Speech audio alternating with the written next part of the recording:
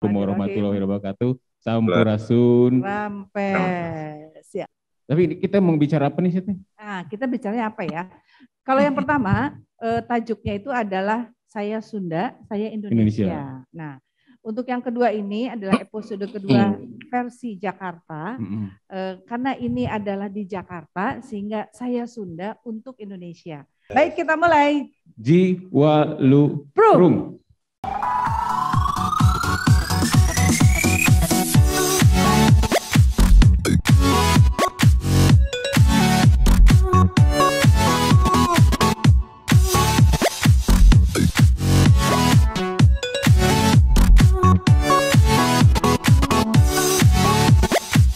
Jiwa lu prung. Nah, mari kita juga pengen mendengar juga nih dari Kang Emil ya, dari Kang Emil sendiri bagaimana sesudah tadi banyak sesepuh dan para tokoh menyampaikan dari segmen ini, segmen khusus Saya Sunda untuk Indonesia.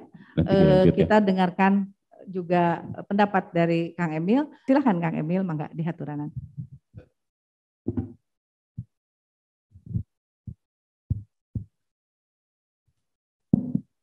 Ya, terima kasih tentunya atas kesempatannya Bang Satria, Teh Keri. Yang pertama sesuai topik sebenarnya saya juga tidak terlalu nyaman ya, terlalu spesifik begitu. Karena ada dua hal. Yang pertama, Injabar ini memang didirikan di saat kepemimpinan kami atas sebuah keresahan ya. Bisakah semua aspek-aspek peradaban Jawa Barat ini cukup satu pintu, kira-kira begitu ya. Dulu pintunya banyak, akhirnya mau bertanya ekonomi, mau ngomongin future trends, mau ngomongin kebudayaan apa itu relatif bingung ngetok pintunya kemana. Nah, kami harapkan Injabar ini menjadi satu pintu everything about Jawa Barat, segala rupa tentang tanah Jawa Barat. Yang kedua, memang kalau ngomongin identitas, ya ruangannya adalah ruangan yang sifatnya eksklusif ya. Kan nggak mungkin ngomongin kesundaan ramai dengan yang bukan Sunda. Ngomongin keislaman di antara mereka-mereka yang tidak dalam konteks Islam, misalkan seperti itu. Menurut saya bukan hal yang sensitif ya, itu mah memang keindonesiaan kita datang dari keberagaman. Kita sedang membahas salah satu elemen yang membentuk si rumah yang namanya Indonesia. Jadi saya kira itu hanya kalau sudah keluar dari lingkungan identitas itu tentulah narasi bersosialisasi, peradabannya harus inklusif kira-kira begitu. Nah, sebenarnya yang saya ingin lebih tertarik kalau boleh Injabar ini menstudi Teh Keri secara statistik. Kalau saya ditanya ya, Mr. Ridwan di luar negeri, what is West Java? Jawaban saya itu, West Java is the 20% of Indonesia. Itu aja, of everything. Ya. Jadi ekonominya, penduduknya, segala rupa ya kita ini 1/5 Indonesia. Sangat-sangat besar. Bayangkan 1/5-nya ada di Jawa Barat, 4/5-nya dibagi di 33 provinsi lainnya kan, ya 20%-nya sendiri itu udah Jawa Barat. Nah, jadi sebenarnya menarik dikaji satu, karena kita ngomongin Indonesia.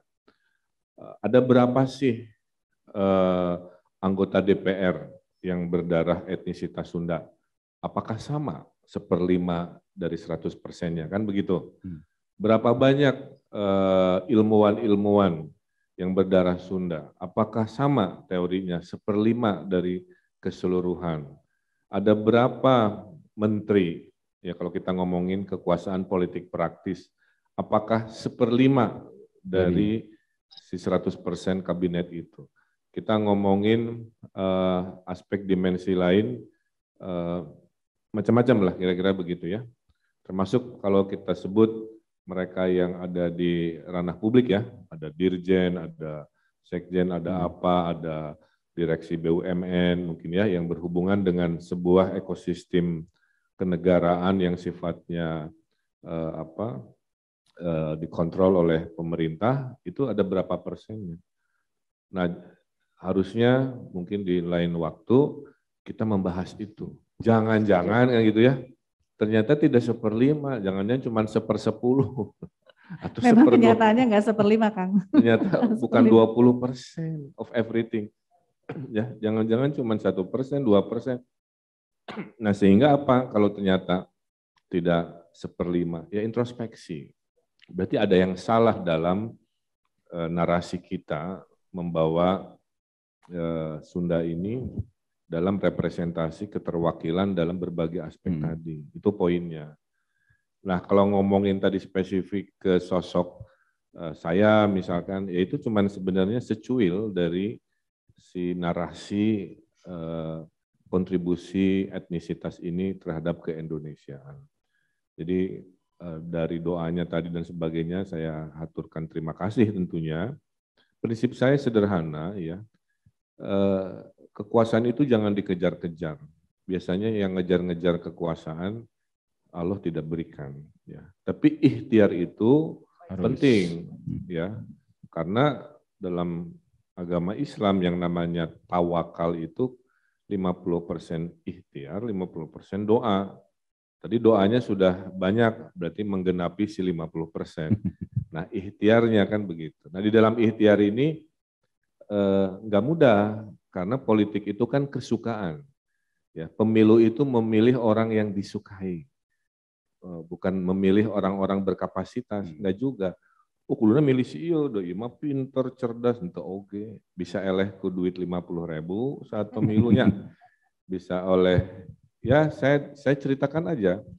Di saat saya pun sekarang sedang berikhtiar, ada beberapa elemen-elemen pendukung sudah lompat pagar, mendukung calon-calon yang lain yang pasti urusannya tidak lain tidak bukan karena logistiknya mungkin lebih kuat. Jadi pasti kelompok ini boro-boro milih kesundaan ya untuk kompak di dalam satu gerbong oleh sebuah cita-cita saja bisa belok. Ya, yang saya yakini beloknya pasti karena fasilitasi-fasilitasi yang dicari. Pragmatis bisa. Ya, pragmatis. Karena saya bilang waktu dukung pilgub saya ya, itu 3 kelompok. Satu mendukung dengan ikhlas, wah nggak dukung. Setelah itu dia memonitor aja dari jauh, senang Jabar maju, ini maju. Tapi nggak minta apa-apa. Itu kelompok satu, jumlahnya paling sedikit. Ada kelompok paling sedikit itu sedikit. Ya kan? Ada kelompok kedua ngaku relawan, kemudian mendukung, tapi pengen dibantu, tapi terserah Kang Emil. Nah itu masih mending. Pada saat saya bisa, pasti saya bantu. Itu mas syariat ya, menolong orang yang menolong kita itu adalah syariat, resiprokal. Tapi enak, pada saat saya ada saya kasih, kalau saya nggak ada saya bilang dia mengerti. Ini kelompoknya juga ada, tidak terlalu banyak. Nah yang paling banyak kelompok ketiga, mendukung tapi berharap sesuatu, apakah kekuasaan atau imbalan, dan terms-nya itu syaratnya harus gimana dia. Misalkan dia minta 5, saya bilang aduh gaduh nangan hiji, hapunten ya. Oh menganggap nu hijinya diambil tapi bari kuku lutus. Itu jumlahnya banyak sekali. Jadi dalam perjalanan politik ini sekadar true story ya, saya banyak kehilangan hal-hal seperti itu karena nawaitunya inamal abalun biniatnya tidak seideal yang kita bahas di hari ini. Semua ini bisa belok kalau ngomongin politik praktis ya, oleh semata-mata karena urusan UUD misalkan. Nah itu realita yang saya lihat, saya alami. Jadi mitos bahwa Sunda ini kompak itu memang masih panjang PR-nya, itu poin saya. Ya. Makanya betul kita membahas ada aspek 2024 yang dekat, tapi saya juga tertarik jangka panjang ya, bagaimana meningkatkan representasi kesundaan yang ahli hukum, berapa sih jumlahnya, ya yang kayak Kang Justi, Kang Ali ini sebenarnya jumlahnya banyak atau sedikit gitu kan, yang di DPR dan sebagainya. 30% DPR dari Jawa Barat itu bukan orang Sunda, karena orang Jawa Barat itu egaliter, makanya partainya yang menang di Jawa Barat beda-beda terus tiap 5 tahun. Jadi orang Jawa Barat mah tidak kepada warna partai, coblosan utamanya tiap 5 tahun, tapi kepada narasi gagasan. Harita saha nu membawa isu ini, paling meyakinkan, itu yang dipilih. Beda dengan Jawa Tengah, Jawa Timur yang relatif partai pemenangnya terus konsisten ya, warna tertentu kan. Tapi kalau Jawa Barat tidak, pernah warna A, warna B, warna C tiap 5 tahun. Menandakan kesetiaannya bukan ke warna tapi pada narasi. Nah inilah refleksi-refleksi saya terkait yang dimaksud Sunda Indonesia itu ya. Saya membacanya sebenarnya kalimatnya sudah betul karena lebih membedah kontribusi etnisitas ini kepada peradaban Indonesia. Tapi kalau ternyata mayoritas tertarik diskusinya 2024 ya nggak bisa dihalangi juga karena komen-komennya tadi mayoritas langsung spesifik kan. Iya. Nah saya kira nggak ada masalah juga dan survei itu tidak selalu hasil akhir ini saya kasih tahu ya. Saya dulu mau wali kota Bandung survei cuma 4% Teh Keri. Kalau pakai teori sekarang itu si orang 4% dan naonan yang jadi wali kota Bandung gitu ya. Tapi udah gitu jadi gubernur malah ya. Iya, itu kan takdir Allahnya oleh sebuah ikhtiar. Contoh, apakah Pak Ma'ruf Amin ada balihonya? Tidak ya. Apakah Pak Ma'ruf Amin 2019 di survei-survei? Tidak ada. Tadi istilah Pak Sarwono oleh sebuah proses yang kompleks, Ya. perjodohan dan akhirnya jadi itu tidak matematis. Ya. Tapi survei itu memberikan panduan, tapi bukan jaminan, itu poin saya. Dia panduan tapi bukan jaminan karena politik bukan matematik ya.